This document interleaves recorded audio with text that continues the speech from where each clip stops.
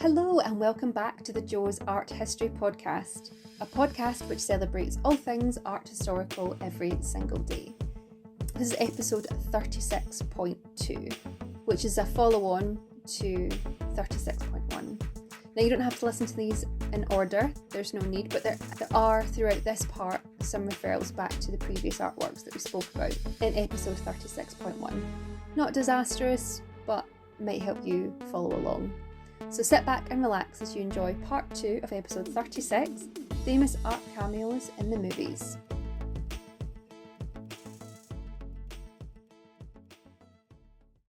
I'm going to talk about another Disney movie where a very famous painting makes an appearance. And this one, I'm going to be honest, I had absolutely no idea about this sort of little cameo Easter egg, if you will, within this movie if it wasn't for an article that I came across on Daily Art Magazine. So I'm going to give Daily Art Magazine a shout out here.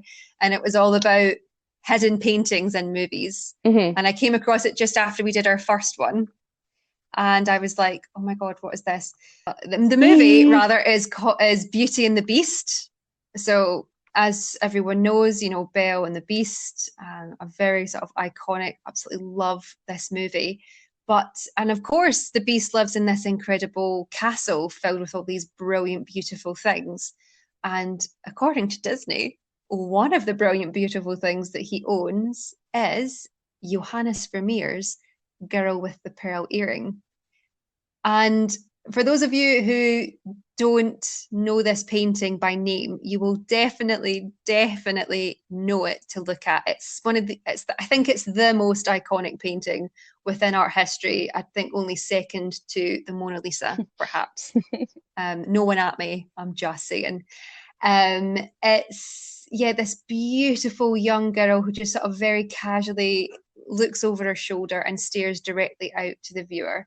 She wears this incredible tunic, this very beautiful yellow tunic, this gorgeous blue sort of turban headband, and of course this sort of glistening white pearl earring, which is just beautiful. Now, Johannes Vermeer was a painter from the Dutch Golden Age, and he painted this in 1665. And what is brilliant about Johannes Vermeer, or what's interesting rather about Johannes Vermeer, is that he only painted about 35 paintings in his entire life. He did die when he was 40, or in his 40s rather, and there's not very much known about Vermeer himself. There's a couple of court records of things that happened, and he wasn't a very wealthy person, shall we say. There's court records after he died of his wife trying to stop the sale of his paintings. And it's a very just interesting story. But however, this painting is probably best known because of the 1999 book that a writer called Tracy Chevalier wrote called Girl with the Pearl Earring, which she completely sort of conjures up this story behind the painting, that this was a servant girl in Vermeer's house. And Vermeer has this sort of weird obsession with her, but there's nothing sexual there. It's just, he just finds her an incredible subject. And she is painted by Vermeer. She then leaves the house, and on Vermeer's death, he leaves this painting to the young girl. Now, of course, this is all completely made up, but it's also been made into a movie as well, which I've never seen. But Scarlett Johansson plays the girl with the pearl earring, and Colin Firth is Johannes Vermeer. And Scarlett Johansson's sort of resemblance is genuinely quite terrifyingly accurate. And it's amazing how they can find actors and actresses to look like their sort of real life or sort of art historical counterparts. This kind of bends my mind a little bit. But what I think is incredible about this painting is that with Vermeer, as I said, you know, there's only sort of 35 paintings attributed to him. So realistically, within sort of the canon of art history, he is one of these people that when you buy any book about Vermeer, you're going to get every single painting that he ever did mentioned and or illustrated in it. So he's very accessible in that way. I don't feel that I am the best person to talk about this painting, however, because I have a brilliant episode. I think it's episode 20 or 21 with Lloyd Spencer, who is a photographer and an art historian based in Leeds. And he has a real passion and love for Vermeer. And he speaks so beautifully of this painting. And I just feel like there are far more qualified people to tell you what you need to know about this painting rather than me. So I understand it's a complete cop out for my second famous cameo in an art movie. But what I would like to point out is, of course, this painting is famous, of course, because of this girl, but it has this incredible pearl earring. Now, what you have to understand is pearls are real pearls anyway, are incredibly rare and incredibly expensive. And realistically, something this size, that what the girl is wearing, someone as humble as Johannes Vermeer would not be able to afford it. So it's likely that this was a fake. Well, we're 99.9% positive this was a fake earring. And it actually speaks of the Netherlands and their shipping and traveling at that time. They were a huge, big shipping port. They did a lot of trade with Venice. And the Venetians had this love of making glass pearls, and it became a very popular thing. And actually, in quite a lot of Johannes Vermeer's paintings, he includes pearls in some way or another. I think there's maybe about 12 of the 30 odd that he has that include pearls in some way. So it's a really, really interesting sort of thing to sort of look out for in his paintings. I would also say there's an incredible website called The Essential Vermeer, that and I'll leave a link to this in the show notes below, particularly for this painting. The link will take you straight through to this.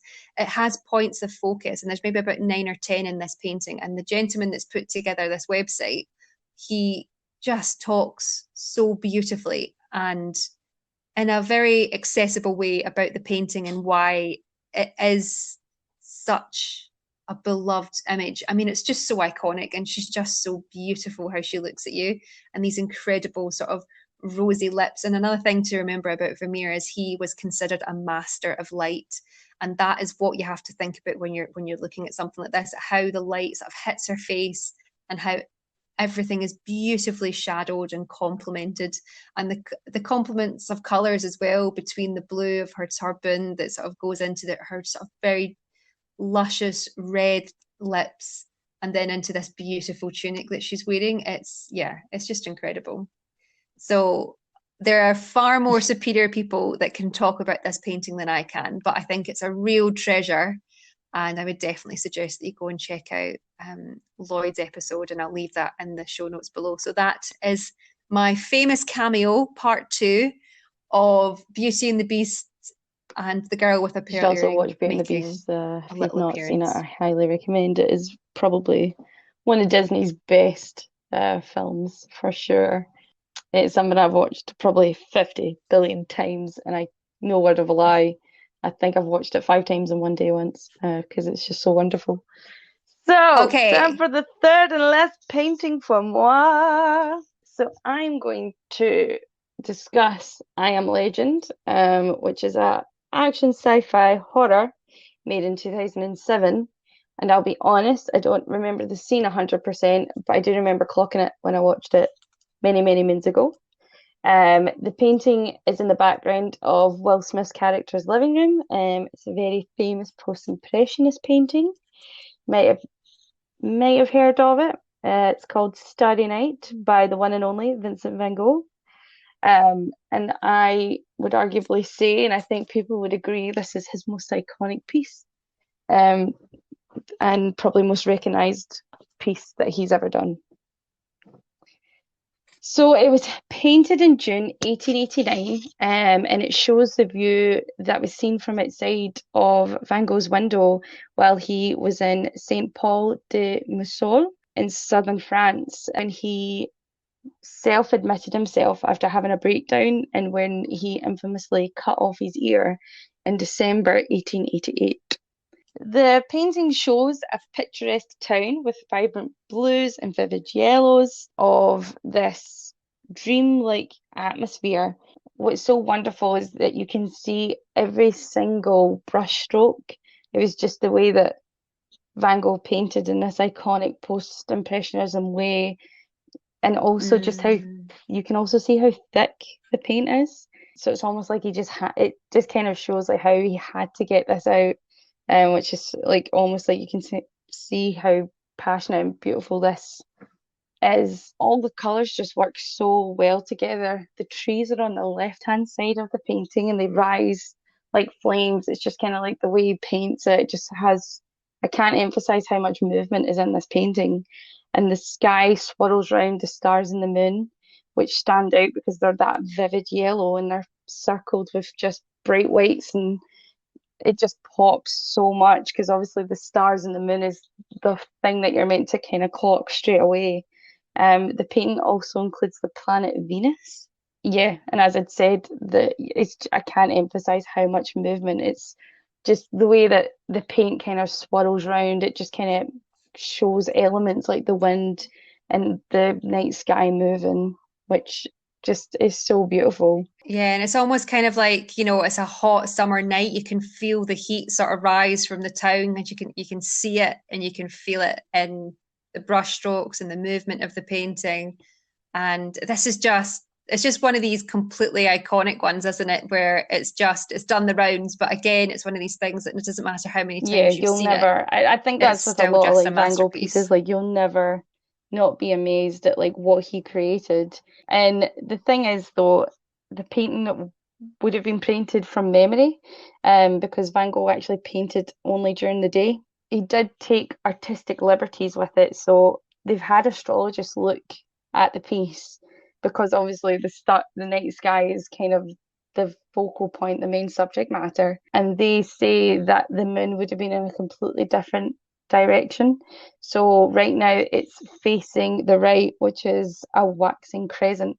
And for all you, people into the moon, Mm. like I am, and how it's shaped will affect certain things. So in the painting, it's a waxing crescent. So it's that kind of Cheshire cat smile moon, and it's off facing to the right. So it would have actually been a waxing gibbous, meaning it would face in the opposite direction, but it would have been that kind of Cheshire cat smile still. When he was in this institute, this is the only painting that he did about the nighttime. Every other painting that he did while there was about like during the day. So he did paint the Mm. same scene. It's kind of just the way that Impressionists were. They studied things throughout different times of day to see how light would affect it. But as he painted majority of time, well, he only painted during the day while in this institute. All the studies that he did kind of around was it a church or like a monarch or what was it? It looked like No, a it was an church though. insane asylum. Did he paint a church? I have no idea. Oh gosh, I have no idea. I mean, there is a Maybe that's what I'm church. There's a thinking of. spire in this one. Okay, so he did paint a church, but it's nothing nothing to do with that. But yeah, there's a spire, so I think that's where I'm getting my confusion from.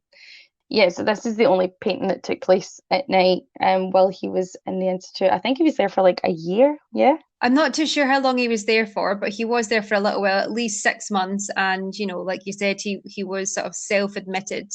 And what I think is Mm. really interesting is this is one of his most iconic paintings, but it is people fail to mention again and again that he painted this while having a mental breakdown. Like Van Gogh completely Yeah.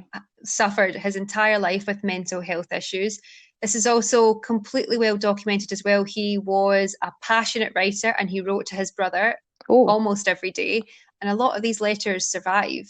And I actually think MoMA, the sort of Museum of Modern Art in New York, where this painting is, you can go on to their online archive and read some of the if you speak French, of course, and read some of the letters between Vincent and his brother. It's an incredibly interesting thing, and I think people have to remember that yeah. this man was disturbed in some No, way, I and yeah, I and think not it's but not to more, I take think away it kind of just from what shows his the power of achievements art were. and how it is such an amazing tool to help people not get over, but to kind of power through their mental illness. It is, the stereotype of an artist is the struggling artist is very much a trope, especially within like university. That kind of you're kind of if you're not struggling or stressed, you're not really working hard. It's you would see people, especially not in my class, but you would hear whispers if someone was like, oh, they are never phased, like they just do it and it works, and it just something isn't right. They're not having a bad time, and it's such a weird thing to to say that if you want to be an artist, you have to be sad. But obviously, I think it does kind of go hand in hand because obviously you're maybe more in touch with your emotions. It's the same with like musicians and stuff like that. Anyone within the arts tend to kind of have this tie with mental health.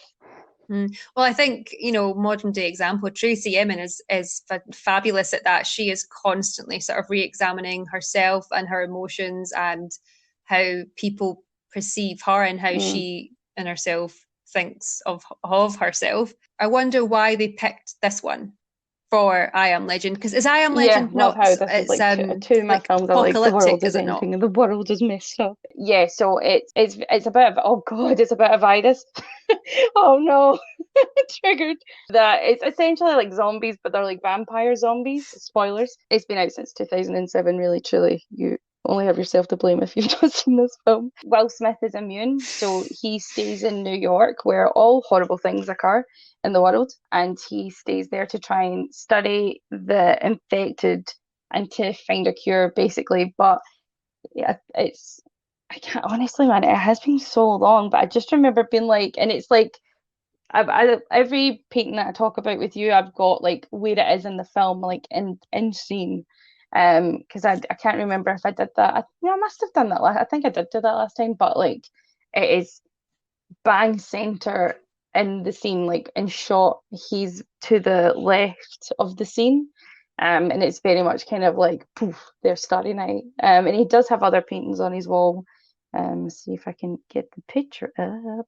It looks like he's got a Salvador Dali in it as well. Well, it just looks like Salvador Dali. Oh, It's like a right. lion standing on a wiggly rock, if you know that one off the top of your head.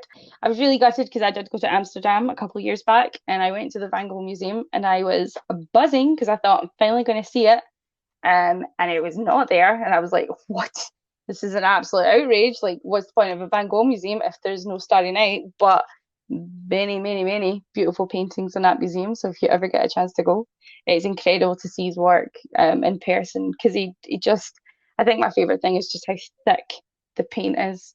Like, it's just like he has to paint, like, it's almost like life or death. Mm. Like, the urgency when he paints is just phenomenal when you see his work. And even just like his pencil sketches and stuff like that, like, oh, just chef kiss. He is just so good, and it's so sad he never knew how good he was and how the impact he had on so many people. Yeah, no, absolutely. Well, what a great painting to include it in an apocalyptic film like that. I wonder if there's again though, but I wonder if no, but I'm serious. I wonder if why did they choose that painting? Was it because they knew the link to sort of the mental health aspect of it, or the sort of Van Gogh's world was, completely turned upside down, as was Will Yeah, Smith's character? There's a lot of parallels there that you can completely lose yourself within. For all the film buffs that are listening. And please write in if you've got theories as to why yeah, any of these 100%. paintings were used. It would be great to hear what you think about them. Because it's always just interesting to get someone else's opinion, and we could have Hmm. completely missed something very, very obvious. And yeah, you just don't know. So please do get in touch. All right, I feel it is time for the final one. So we're going to offer a little bit of Genres. light relief from your apocalyptic I Am Legend, and I'm going to talk about probably like for my American listeners. I'm very No, they sorry if you have have to. No, they absolutely no will. They idea will. who They this will. They'll person is that know. we're going to talk about. Well, not talk about. No, no, no. They It's they know because they'll know blasphemy. they'll know the Still go and painting. I then don't watch know it. if You they'll have to know. watch it. Okay, so we are going to talk about an incredibly famous painting by an American painter called James Mcneil Whistler. And the painting is known as Arrangement in Grey and Black, but it's more famously known as Whistler's Mother. And this painting, and I completely forgot about this. This was another friend that was like, I cannot believe you didn't mention this. And this painting appears in This is it. When you Mr. Bean asked the me to do movie. this was actually the first painting I thought about. Yeah, because it's such, I just remember the scene Did so you? vividly. And I think I've only seen the film once, but this scene has just been ingrained in my mind. Do you know what? Right. What I completely forgot is it's not just this scene. This whole movie is based around this painting. So to give everyone a very quick recap, if you haven't heard of Mr. Bean, the movie, essentially Mr. Bean is a security guard in an art gallery in London, and an American institution pays $50 million to have this painting, and Bean is the security guard that accompanies the painting. So, and I don't know why anyone would hire him, because he's a complete disaster. But he's like, the whole idea of Bean is that he's slapstick. And just to sort of throw back to earlier, the person that wrote Richard Curtis, who wrote Notting Hill, he also wrote, or co-wrote rather, Bean. This is why I just think this guy's a genius, because he can just take it from like two very opposite ends of the scale here. So essentially what happens is Mr. Bean is a complete disaster. So he takes this painting to America.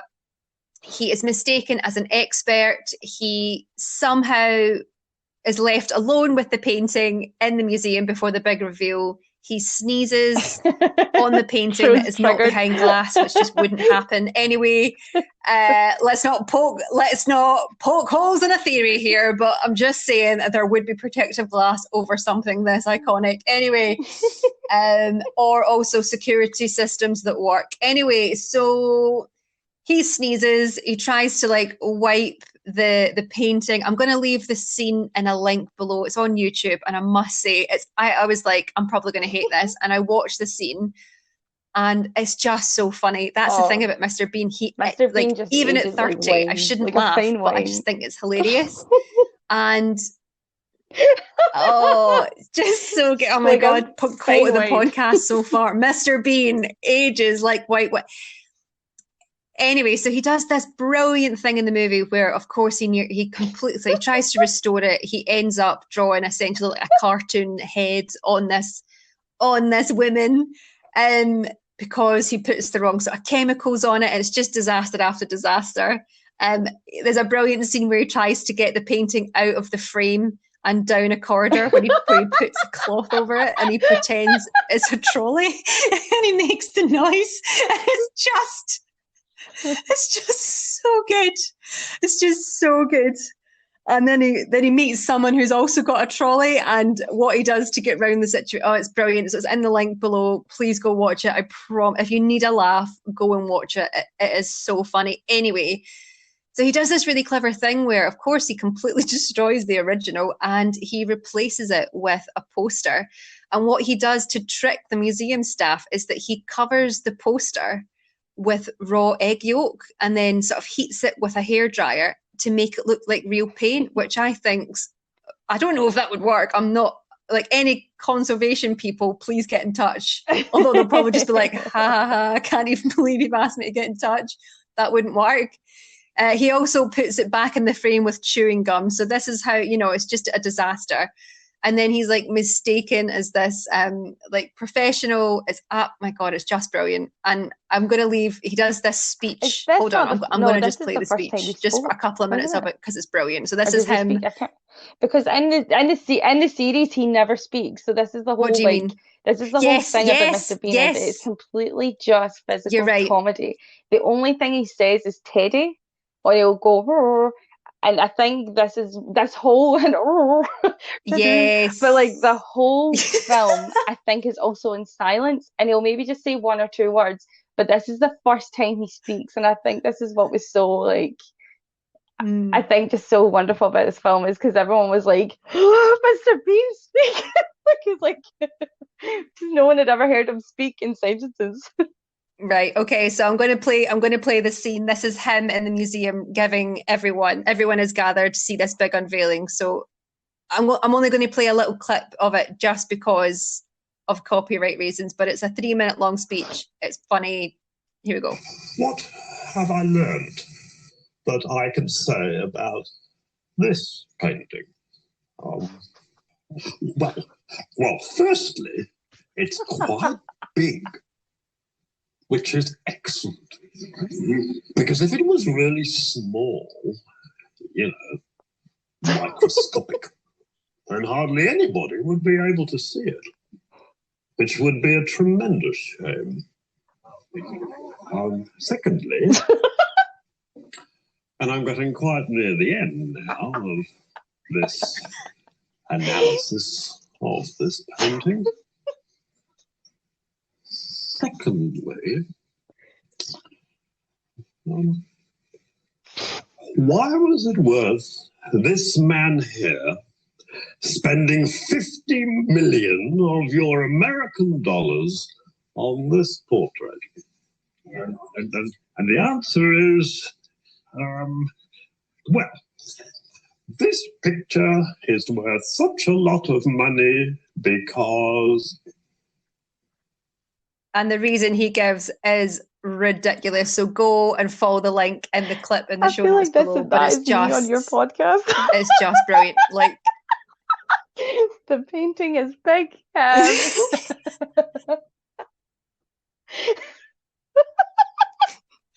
And I'm getting to the end of my analysis now. That made me laugh so much because I was like, so many times when I was at university, I would have loved to have just done that. To get your word count up.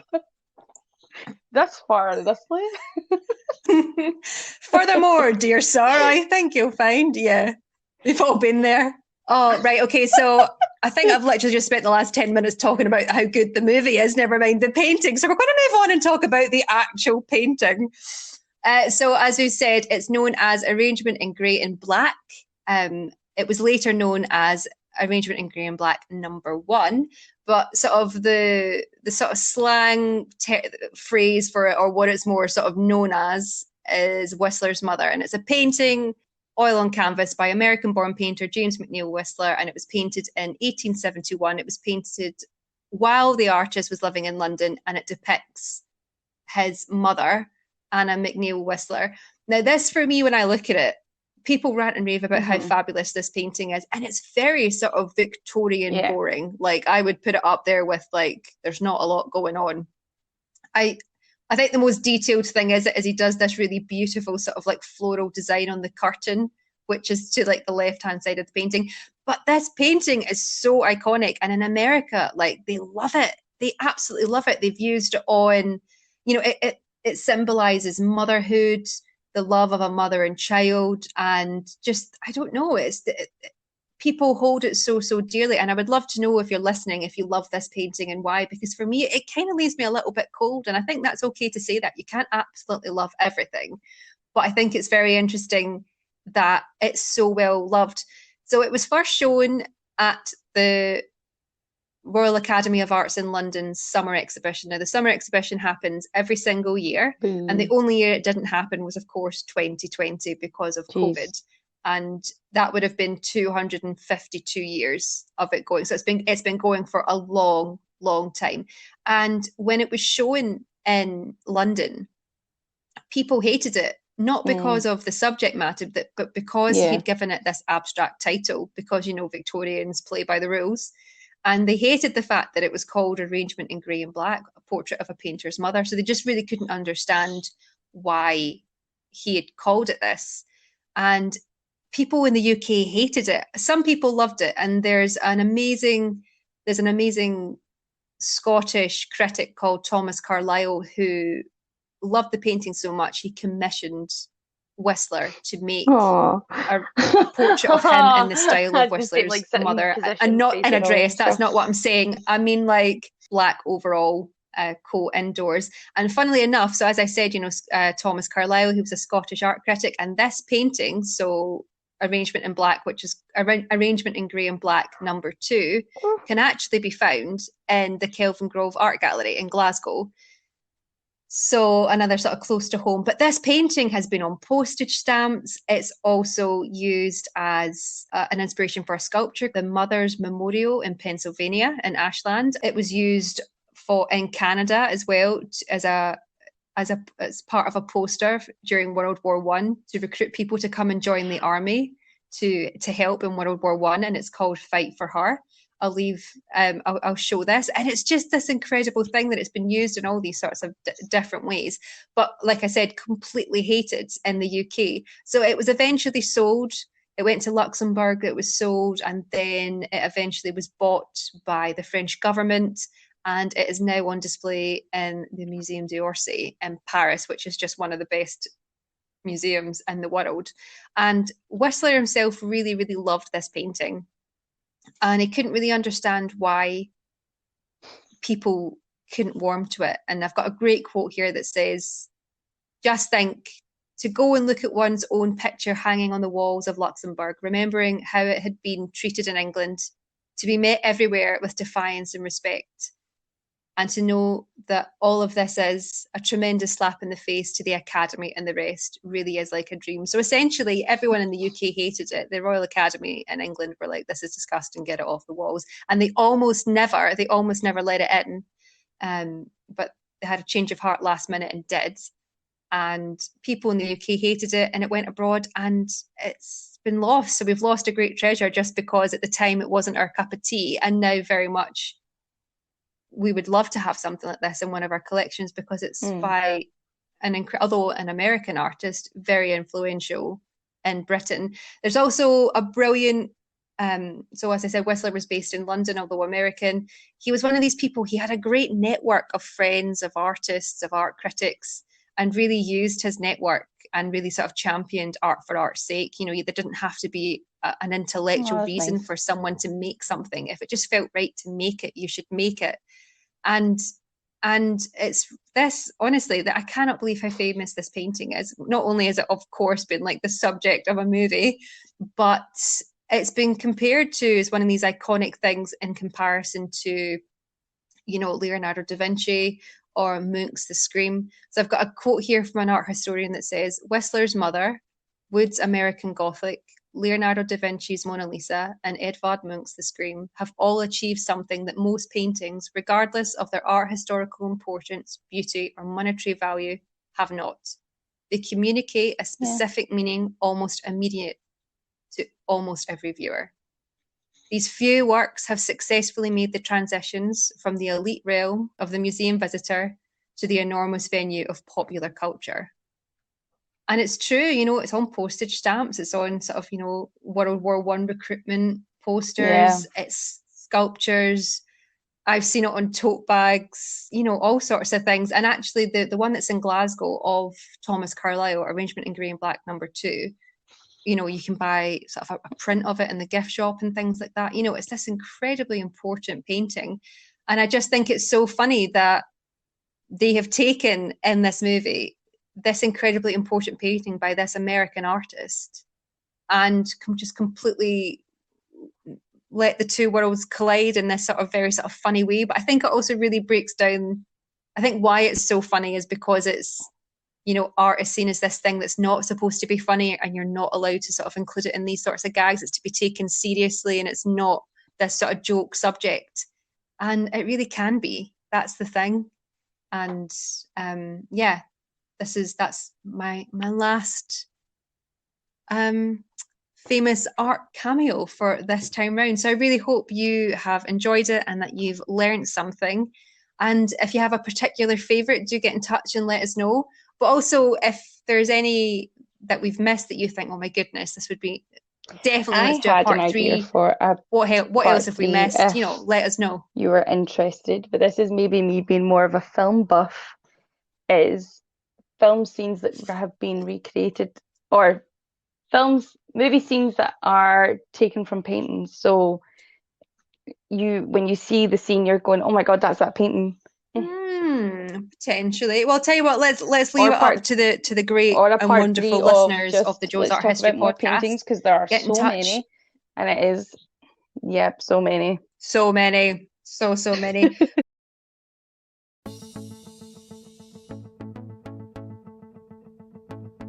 And there you have it, the end of another episode of the Jo's Art History podcast. First of all, I'd like to thank Nico McLaughlin, aka Nico Paws, for coming on once again to speak so brilliantly about famous art cameos in movies for part 2. And if you've enjoyed this episode and would like a part 3, please do let us know.